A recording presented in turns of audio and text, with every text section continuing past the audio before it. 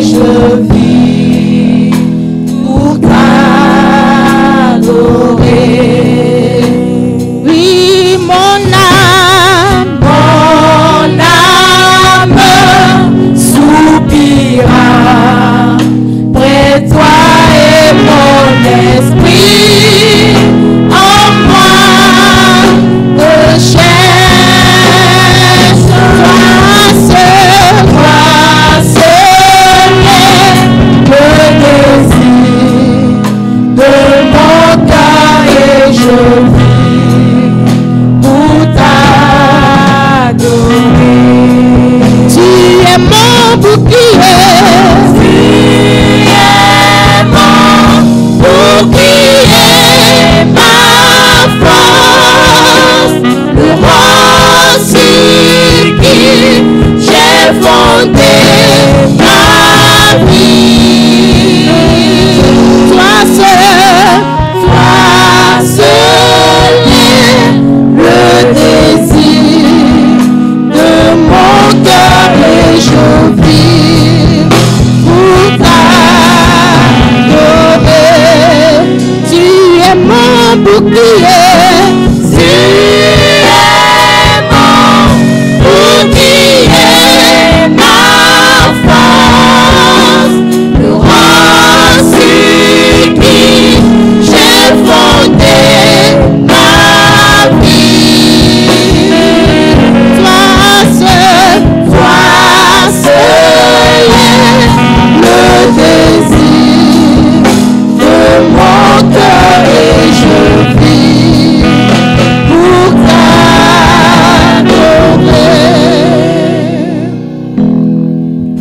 Bien-aimés, sous vos acclamations, nous allons recevoir l'évangéliste Assémian Gilbert.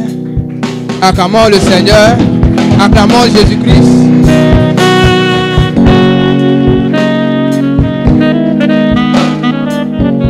Alléluia. Est-ce qu'on peut accepter de se tenir debout et donner une offrande d'acclamation à celui qui est vivant? Tu es le Dieu très haut, tu es élevé,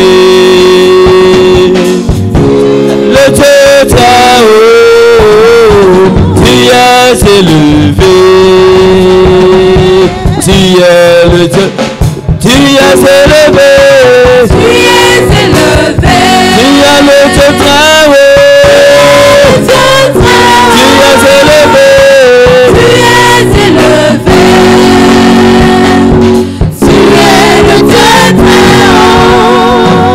You are the Most High, you are the Most High Lord, you are the Most High, you are the Most High Lord, you are the Most High, you are the Most High Lord Jesus, you are the Most High, you are the Most, you are the Most High, you are the Most High, you are the Most High Lord, you are the Most High, you are the Most High, you are the Most High, you are the Most High Lord, you are the Most High Lord. Pete menya weliba jaiwa, wenga koblan manka inchwe, elimbo tuvo mi utwe mi wa, elimbo tuvo mi utwe mi wa. Pete menya weliba jaiwa baba, wenga koblan manka inchwe, elimbo tuvo mi utwe mi wa, elimbo tuvo mi utwe mi wa. Jéhovah et tu es élevé, Jéhovah est le Dieu très haut, Jéhovah est élevé, Jéhovah est le Dieu très haut, Jéhovah est le Dieu très haut, tu es élevé.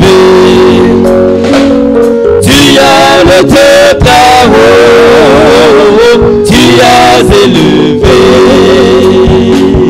Tu es le Dieu, tu es élevé. Tu es le Dieu très haut, tu es élevé. Oh Jésus, Tu es le Dieu très haut. Tu es le Dieu très haut. Tu es élevé. Tu es le Dieu Seigneur, je te bénis, toi qui es élevé, toi qui es au-dessus de tout, toi qui ce matin est au contrôle de tout ce qui sera fait et dit dans ces lieux. Je prie que tu orientes, que tu conduises nos choses. Sois avec nous, Dieu sacré des élus. Merci notre Dieu, notre Père. Alléluia.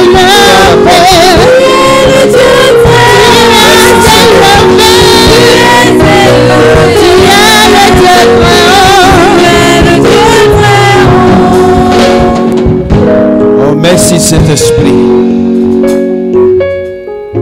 Ouvre les yeux et acclame puissamment.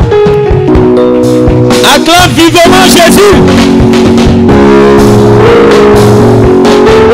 Le Seigneur Jésus nous bénisse.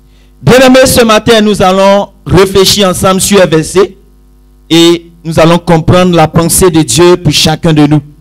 C'est un verset que nous connaissons, les hommes de Dieu certainement. Du haut de cette chaire sont déjà passés ici. Ils ont prêché cela. Mais comme à l'école on le dit, la répétition est pédagogique, est une vertu pédagogique, n'est-ce pas? Donc je me ferai fort ce matin de reprendre des choses que nous connaissons déjà. Que le Seigneur Jésus nous bénisse. Alors, juste un rappel, vous savez, il y a 3 types d'amour, n'est-ce pas? Pour ceux qui étaient là le mercredi, l'homme de Dieu a pris le temps de nous parler de ces 3 types d'amour et il a mis plus l'accent sur l'amour agapé. Amen. Le premier type d'amour, je pense bien que c'est l'amour philéo, n'est-ce pas? C'est l'amour fraternel. L'amour qui fait que le frère ne peut pas sortir avec sa soeur. L'amour qui fait que la mère ne peut pas sortir avec son fils. C'est ça, l'amour philéo. L'amour fraternel, l'amour entre frères et sœurs. Alléluia. Mais à côté de cela, il y a un autre type d'amour qui amène le jeune frère à ressentir des choses qu'il ne peut ressentir pour sa soeur, pour une autre, pour une fille ou pour une femme. Alléluia. Et ça, c'est l'amour éros. Je ne me trompe pas, n'est-ce pas? Ok. Et à côté de cela, le troisième type d'amour, c'est l'amour agapé, l'amour divin. L'amour que l'homme manifeste à l'endroit du Créateur, à l'endroit de Dieu. Alléluia. Et aujourd'hui, ce que nous devons comprendre, c'est que ces 3 types d'amour, le plus grand, c'est l'amour agapé. Parce que quand tu as l'amour agapé en toi, alors ça va déclencher les 2 autres types d'amour. Amen. Alors, ce matin, nous allons parler de quelque chose de très important. Une question qui, à la fin du message, avant de sortir de la salle, tu vas répondre. C'est une question que Jésus-Christ va te poser. Pour ceux qui prennent note, vous pouvez écrire « T'aimes, m'aimes-tu » Jésus te demande « Est-ce que tu l'aimes » C'est le thème qui est là. « T'aimes, 2 points, m'aimes-tu » Jésus te demande ce matin « Est-ce que tu l'aimes » Vous voyez, il y a eu une histoire qui s'est passée dans la parole de Dieu. Une histoire vraie d'ailleurs. La Bible dit, quand Jésus-Christ est mort et qu'il est ressuscité le 3e jour, il va commencer à se présenter à ses disciples. Et il y a eu un temps, je dirais, de silence. Et certains de ses disciples sont retournés à leur ancienne vie. Certains de ses disciples sont retournés à ce qu'ils faisaient hier. Et en l'occurrence, Pierre a entraîné un bon nombre de disciples du Seigneur avec lui à la pêche. Et la Bible dit que, étant là-bas, il va y avoir un événement qui va se produire, qui va aussi bouleverser la vie de Pierre. Alléluia.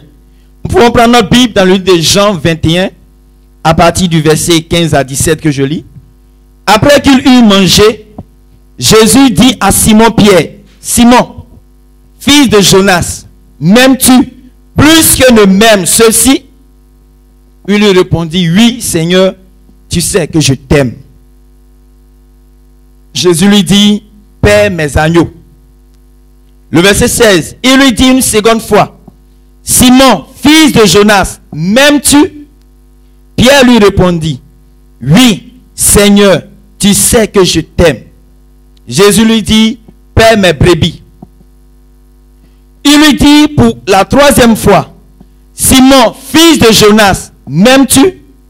Pierre fut attristé de ce qu'il lui avait dit pour la troisième fois, m'aimes-tu? Et il lui répondit, Seigneur, tu sais toutes choses. Tu sais que je t'aime. Jésus lui dit, paie mes brebis. Alléluia. Bien-aimé, nous voyons clairement que le début du chapitre 21 nous permet de prendre conscience que Dieu vient toujours dans un premier temps pour combler nos besoins. Quand on lit à partir du verset 21, la Bible dit clairement que Pierre et les disciples ont eu faim. Et c'est cette faim qui a amené Pierre à pêcher toute la nuit.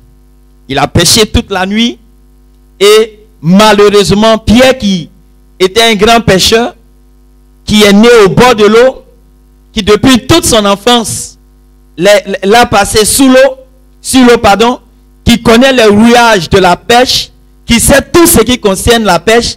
La Bible dit que ce jour-là, Pierre, il va passer toute une nuit à chercher des poissons, mais malheureusement, il n'en trouvera point. Alléluia. Que le Seigneur nous bénisse. Donc les disciples avaient faim. Pierre et quelques-uns d'entre eux étaient partis à la pêche, comme je le disais.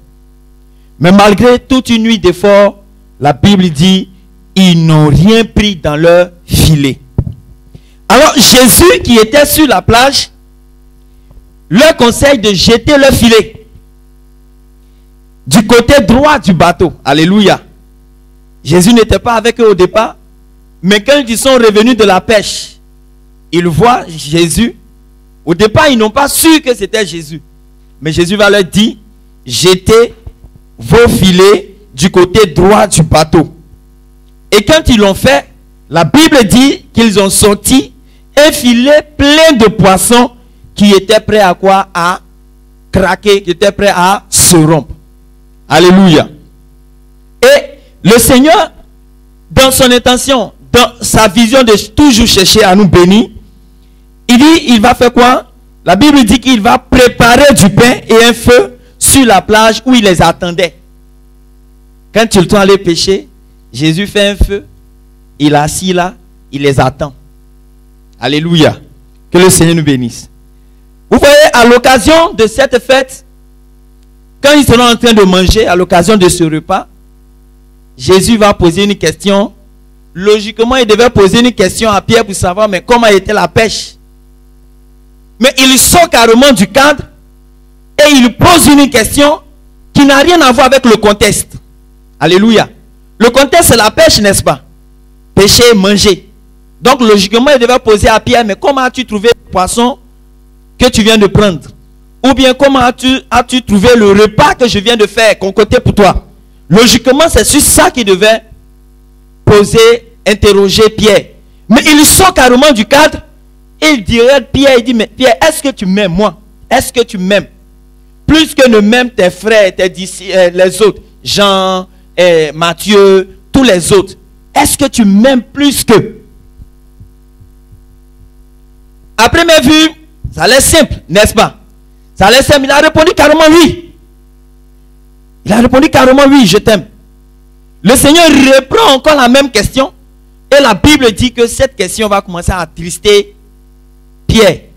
Mais pourquoi Pierre était-il triste? Certainement que Pierre, sachant que Dieu est omniscient, n'est-ce pas? Qu'il connaît toutes les consciences. Donc cette question, quelque part, a créé en lui une frustration. L'homme qui connaît toutes les consciences, il sait, il connaît l'état de mon cœur, il connaît le niveau d'amour que j'ai pour lui, et il me repose cette même question 3 fois, c'est qu'il y a quelque chose qui cloche. Alléluia. C'est qu'il y a quelque chose qui ne va pas.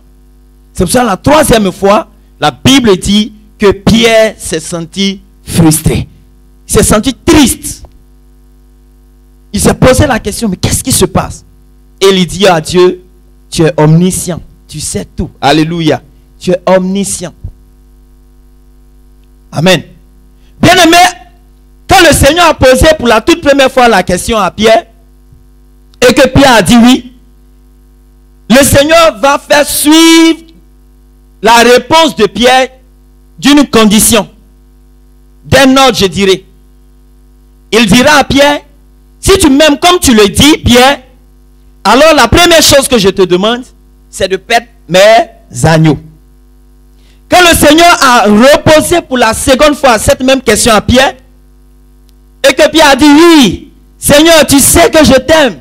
Jésus lui dit, il ne suffit pas seulement de dire, Pierre, tu m'aimes, mais l'amour que tu as pour moi doit t'amener à perdre mes brebis.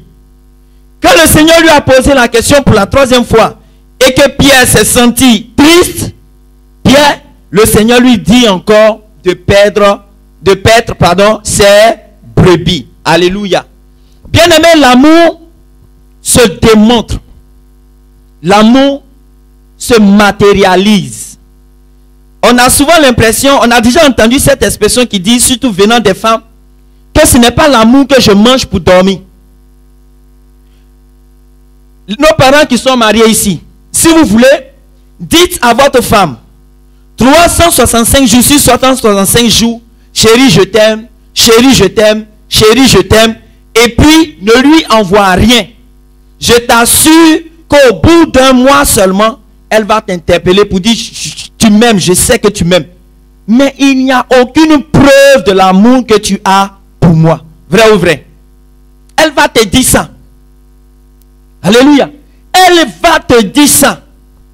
Je me souviens un jour dans mon foyer, je ne sais pas ce qui s'est passé. Et puis un jour, mon épouse était en train de me rappeler un peu ce que je lui ai donné comme cadeau. Et puis elle avait oublié des éléments. Elle était en train de citer, il dit, mais tu te plains matin, je vais te rappeler, te rafraîchir un peu la mémoire. La moto, c'est ta moto. À mon anniversaire, elle m'a offert ce téléphone. J'ai béni Dieu, n'est-ce pas? Elle a posé un acte fort. Mais en me donnant ce téléphone, c'était pourquoi? C'est pour me dire combien de fois elle a même, n'est-ce pas? Quand elle a fait mon deuxième enfant, ma fille, je lui ai dit, en signe de reconnaissance et de preuve d'amour, je suis sorti un soir, je reviens et je lui ai tendu ça. Il dit, ça, c'est pour toi. Alléluia. Parce que j'ai compris que l'amour, ce n'est pas dans la bouche seulement. Ce n'est pas dans la bouche qu'on dit à sa femme qu'on l'aime. Non, ce n'est pas suffisant. Quand tu dis à ta femme que tu l'aimes, il faut faire suivre cela d'actes concrets. Parce que quelque part, il arrive des fois où elle aussi, elle va se baser sur les actes concrets pour dire, je suis sûr que mon mari m'aime. Amen. Pour ceux qui le connaissent, papa Ané, une moto KTM, quel est le prix? Excusez, c'est pas pour chose, mais c'est pour que vous compreniez quelque chose. Papa, une moto neuve, le prix. En tout cas, moi, j'ai eu ça à 340. Donc, j'ai compté 340 000 francs pour donner à ma femme. C'est vrai, je lui ai pas donné en espèces, mais ça fait 340 000 francs que je lui ai donné. Alléluia. Et demain, quand elle sera assise, quelqu'un va regarder la moto, elle va dire, ah, mon mari, effectivement, il m'aime. Et c'est ce que le Seigneur Jésus-Christ était aussi, à son tour, de faire comprendre à Pierre. Pierre, tu m'aimes, c'est bien beau. Oui, Pierre, même tu cries, oui, je t'aime. Jésus dit, c'est bien beau. Pierre, la réponse que tu me donnes, c'est extraordinaire. Mais cette réponse n'est pas suffisante. Pierre, cette réponse, le fait de m'aimer là, n'est pas suffisant. Si tu dis tu m'aimes comme tu le dis devant tes frères, si tu dis tu m'aimes plus que ceux-là, alors Pierre, voici ce que tu dois faire.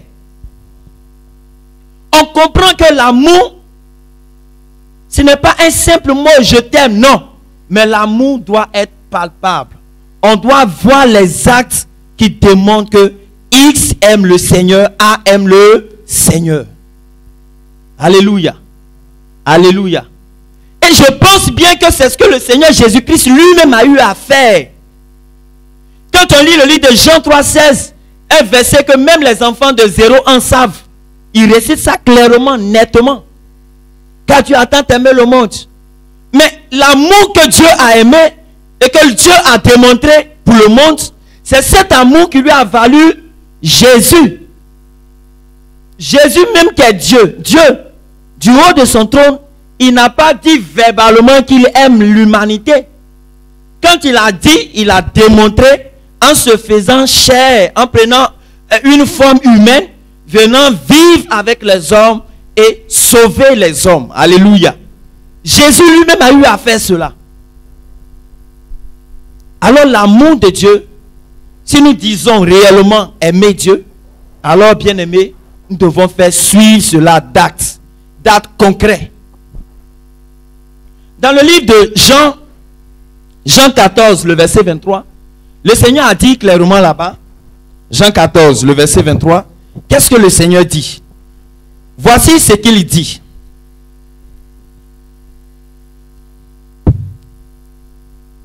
Il dit, Jésus lui répondit, si quelqu'un m'aime, il gardera ma parole.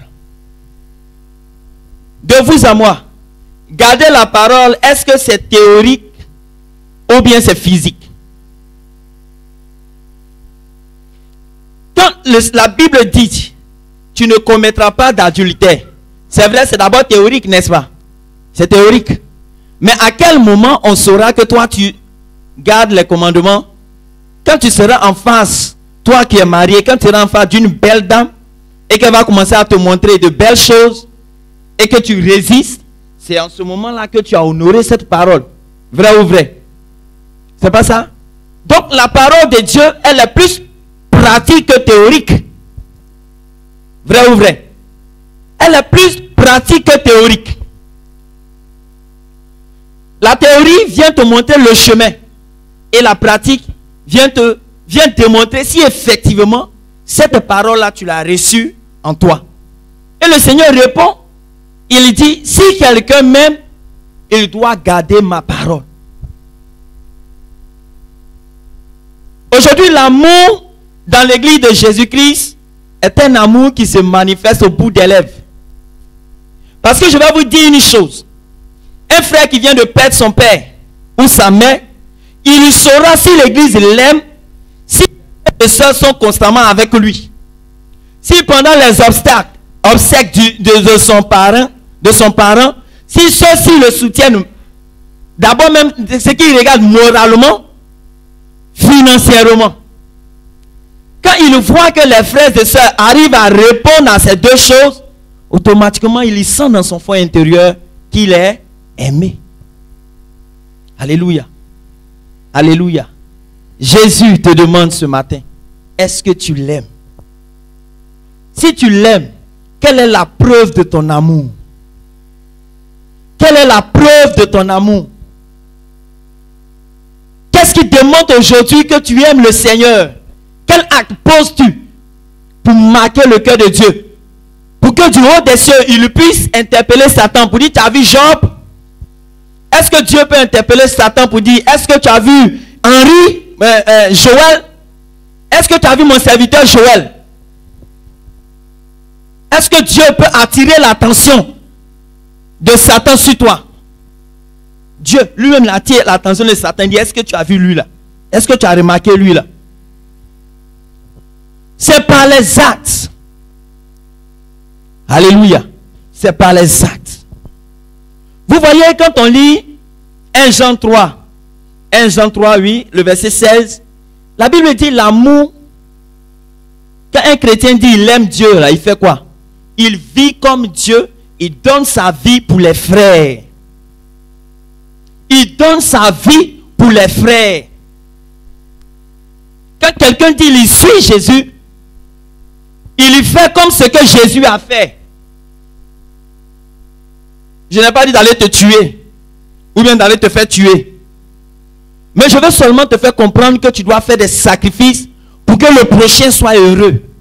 Pour que le frère, la soeur puisse être heureux. Alléluia. Donc dans le livre de 1 Jean 3, le verset 16. Jean 3, 16. 1 Jean 3, 16. Là-bas, la Bible dit l'amour consiste à donner sa vie pour les frères. Quand tu dis tu aimes Dieu, alors tu dois donner ta vie pour les frères. Tu dois faire des sacrifices. Alléluia. Je connais un responsable dans cette église au niveau de la jeunesse. Je ne vais pas citer son nom. Mais c'est quelqu'un. Souvent je me demande si il n'y a pas un petit boulon qui a sauté quelque part. Je t'assure que ce monsieur, il est prêt à prendre son véhicule pour aller déposer une seule personne au château puis revenir. Et puis ce n'est pas une personnelle, hein. C'est un car. Lui, il est prêt à prendre pour aller déposer puis revenir. Et puis, ça dit si vous êtes 10, que vous êtes dans des coins différents, de 10 quartiers différents en Beaunois, je vous dis, ce responsable, il est prêt, avec son carburant, il vous dépose 1, 2, 3, 4, 5, 6, 7, 8, 9, 10, et maintenant après, il rentre chez lui. Est-ce qu'il est normal? Devant les hommes, il n'est pas normal. Alléluia. Mais c'est ça, être normal en Jésus de Nazareth. Parce que il fait des sacrifices. Il a compris que quand tu dis tu aimes, tu dois le démontrer. Il y a un autre, tout le monde le connaît ici à Beaunois. Quand on dit bâche, monter bâche, soulever chaise, qui ne le connaît pas? Souvent, tu le vois, il a porté un pantalon bizarre. Il vient tôt le matin, il est là. Et il fait ce qu'il doit faire et il s'en va. Tous les différents mariages ici à Beaunois, que ce soit événement malheureux ou heureux, tout le monde le connaît. Alléluia. Parce qu'il a compris ce principe. Mais le principe qu'il a véritablement compris se trouve dans une de Colossiens 3, le verset 23. Quelqu'un prend le livre et il va nous lire. Colossiens 3, le verset 23. Le verset 23. Quand l'assistant Dja était dans le même quartier que moi, nous étions dans la même cour. Et il était là, non, avant qu'il ne vienne, il y avait une jeune dame qui était chez nous là-bas. Je viens, vous allez lire le verset. Et moi là, je n'avais pas encore de fille pour gérer mes enfants. Je vous assure, tôt le matin, 5 heures, pendant que mon épouse entrait et dormit, je prends les habits sales, je m'assois sur ma terrasse, ou souvent même devant, je lave mes habits. Je lave les habits de madame, je lave propre. Je finis de bien laver, je sèche. Tu vas me voir par moment, je suis dans la cuisine, je suis en train de préparer. Tu vas me voir, je suis en train de laver les assiettes. Et ces petits sacs que j'ai posés là, ont marqué cette jeune femme. Jusqu'à ce jour, elle a quitté la cour, mais chaque fois qu'elle me voit, elle ne fait que bénir Dieu pour ma vie. Pourquoi? Elle s'est dit non que c'est parce que j'aime trop ma femme. Oui, je l'aime, c'est vrai. Mais il y a un principe de la Bible que j'ai compris très tôt. Colossiens 3, 23, folie. Oui. Tout ce que vous faites, faites-le de bon cœur. Comme pour le Seigneur et non pour des hommes. Alléluia. La Bible dit tout. La Bible n'a pas dit une chose. La Bible dit tout. Tout ce que vous faites. Quand tu es ici, tu es en train de louer, il faut le faire pour le Seigneur. Même si ton responsable te dit, venons à midi 00 pour la répétition. Toi, si réellement tu as le souci de faire l'œuvre de Dieu, tu vas venir. La Bible dit tout ce que vous faites, faites-le de bon cœur. Faites-le de bon cœur. Alléluia. Tout ce que vous faites, que ce soit aimer ta femme, il faut le faire de bon cœur. Que ce soit aimer le Seigneur, il faut le faire de bon cœur. Même ton travail, ce qu'on t'a donné à l'école ou bien dans ton lieu de service, ce que tu fais, il faut le faire de bon cœur. Il y a des gens qui trichent dans leur travail. Parce qu'ils se disent, mais je ne suis pas bien payé. Pourquoi bien faire ça? Alléluia.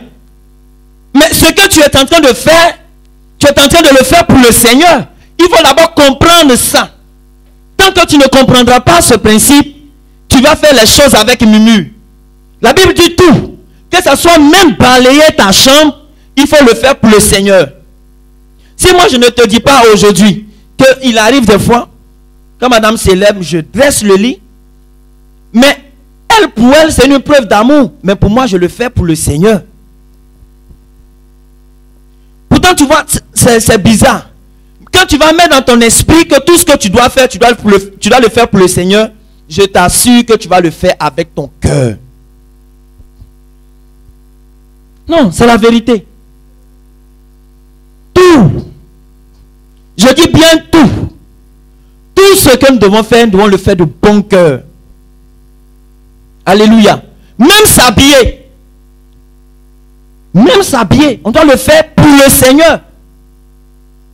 Même se brosser les dents. On doit le faire pour le Seigneur. Et c'est ce que le Seigneur a interpellé Pierre. Il dit, Pierre, tu m'aimes, c'est vrai. Mais l'amour que tu démontres pour moi n'est pas suffisant. Pierre, si tu m'aimes comme tu le dis, alors fais mon œuvre. Prends mes brebis. Prends mes agneaux. Alléluia. Aujourd'hui, plusieurs dans l'église disent annoncer l'évangile, ça c'est le travail des évangélistes. Prier pour les âmes, ça c'est la démonologie. Encadrer une âme, ça ce sont les églises de maison. Chanter, ça c'est le groupe musical. C'est vrai, tout cela demande que l'église est structurée. Mais honnêtement, tout ce que nous devons faire, nous devons le faire pour le Seigneur. Un ouvrier normal doit savoir chanter. Un ouvrier normal doit savoir chasser les démons. Il doit savoir encadrer une âme. Pourquoi? Parce que c'est le même Seigneur que église de maison a, évangéliste a, démonologue a, ainsi de suite. Alléluia. Alléluia. Aujourd'hui dans l'église, il y a beaucoup de choses. On nous parle de la maison de notre père fondateur, n'est-ce pas? Mais tu as commencé déjà à murmurer. Oh, au lieu de construire les hôpitaux, on va construire une maison. Hey, Œuvre Mission même, c'est pas la peine. Mais si tu te comportes ainsi, c'est que tu ne le fais pas pour le Seigneur. Tu le fais par contrainte. Et ça, il n'y a pas de bénédiction derrière. Alléluia. Bien-aimé, ce matin, je suis venu pour attirer l'attention de chacun sur la pratique de l'amour agapé. Quand tu dis tu aimes Dieu, il faudrait que cela se démontre. Aujourd'hui dans l'église, qu'est-ce qu'on constate? Ceux qui sont riches marchent ensemble. Ceux qui ont un peu sont ensemble. Ceux qui n'ont rien sont ensemble. Et ceux qui sont riches ne veulent pas aider ceux qui sont pauvres à être riches. Parce que s'il devient riche, il ne va plus me demander. Et moi, ça ne m'arrange pas. Ça, ce n'est pas l'amour de Dieu. C'est de la sorcellerie. Parce que tu penses mal. Alléluia. Ceux qui ont un peu ne veulent pas marcher avec ceux qui n'ont rien. De peur qu'ils ne soient contaminés par leur maladie. Parce que selon eux, la pauvreté est une maladie. Ben, c'est vrai, c'est une maladie. Alléluia. Donc, ils refusent de marcher avec eux. De peur que ce virus ne les contamine. Normalement, dans l'église de Jésus-Christ, quand on lit les Saintes Écritures, il ne devait pas avoir d'indigents. Il ne devait pas avoir de pauvres. Parce qu'au temps de l'église primitive, ils ont compris ce principe. Que mon argent, c'est pas normalement, ce n'est pas mon argent, c'est l'argent de tout le monde. C'est ce qui a fait que Ananias et Saphira ont été tués. Parce qu'ils sont venus s'opposer à la pratique de l'amour. L'amour agapé. C'est ce qui a fait que Dieu les a tués. Alléluia. Église de Jésus-Christ, nous devons changer notre mentalité. Nous devons changer notre mentalité. Et faire comprendre que nous devons faire tout pour le Seigneur et non pour satisfaire les hommes. Alléluia. Alléluia. Alléluia. Quand que souvent c'est le problème de un. Il est assis là-bas, oh, vous allez voir, il va venir dire ça sur la chair. Il va venir, on va faire cotisation. Mais quand c'est le problème de l'autre, ils ne vont pas faire de cotisation. Hein. Ça, ce n'est pas la manifestation de l'amour. Un jour, je disais à un responsable au niveau de l'évangélisation, honnêtement, je lui ai dit non. Moi, je ne suis pas d'accord avec votre manière de faire. Pourquoi? Parce que quand nous voulons faire les cotisations et que le responsable a un niveau quand même un peu chose, quand il s'agit d'une présentation, voici ce qu'il faut faire. Quand c'est pour l'autre, vous ne lancez aucune cotisation. Et moi, je lui ai dit non, moi, je ne suis pas d'accord avec cette manière de faire. Si on lève une cotisation pour un, cette même cotisation, on doit la lever pour tous les autres. Parce que dans l'église, c'est entre les hommes ici, on dit lui, il est le responsable, lui, il est le zonal principal, lui, il est le temps. Dieu, lui, il s'en fout de ton titre. Ce qu'il regarde, est-ce qu'il est converti? Ce qu'il regarde, est-ce qu'il a eu une transformation de vie? C'est tout. Le titre, ça, c'est entre nous les hommes ici. Sinon, si le titre sauvait, je vous assure qu'il n'y aurait pas de pasteur aujourd'hui en enfer. Vrai ou vrai? Il y a des pasteurs de régions qui sont en enfer. Il y a des pasteurs de stations qui sont en enfer. Il y a des pasteurs universels qui sont en enfer. Parce que le titre ne sauve pas. C'est ta relation avec le Seigneur. Alléluia. Alléluia. Église de Jésus, posons des actes qui vont démontrer qu'il y a l'amour. Alléluia. Qu'il y a l'amour. Ne disons pas lui, il est pauvre. Je ne peux pas marcher avec lui. Lui, il est riche. Je dois marcher avec lui. Celui qui est riche, qu'il aide le pauvre à devenir riche. Parce que la Bible dit que le faible soutienne que le fort soutienne le faible. Mais quand le fort soutient le faible, il devient quoi? Il devient plus faible? Non, il devient fort. Donc si le pauvre est soutenu par le riche, il ne sera plus pauvre. On l'appellera plus pauvre, il deviendra riche. Jésus dit ce matin, si tu l'aimes, paie ses brebis, paie ses agneaux. Je vais poser une question et nous allons prier le Seigneur. Je vais demander à mon responsable, comment il s'appelle? Non, toi, c'est de toi et pas lui, lève-toi. Tu vas répondre maintenant à la question, toi de façon personnelle, est-ce que tu aimes Jésus? Tu aimes Jésus? D'accord, que le Seigneur te bénisse. Que le Seigneur nous bénisse. Donc bien-aimé, c'est ça. Si nous aimons le Seigneur, il faudrait qu'on le démontre par les actions. Alléluia. Assois-toi. Il y a la construction de la maison, sinon l'achat de la maison de notre papa, le pasteur Dion. Alléluia. Tout à l'heure, certainement que l'homme de Dieu va venir. Il va nous encourager. Il va nous encourager. Nous avons sur notre région la somme de 40 millions à verser. Acclame le Seigneur parce que ce n'est rien. Si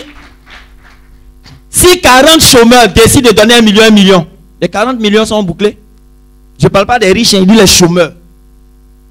Parce qu'à partir d'aujourd'hui, les riches vont marcher avec les pauvres. Donc nous allons tous devenir ici riches.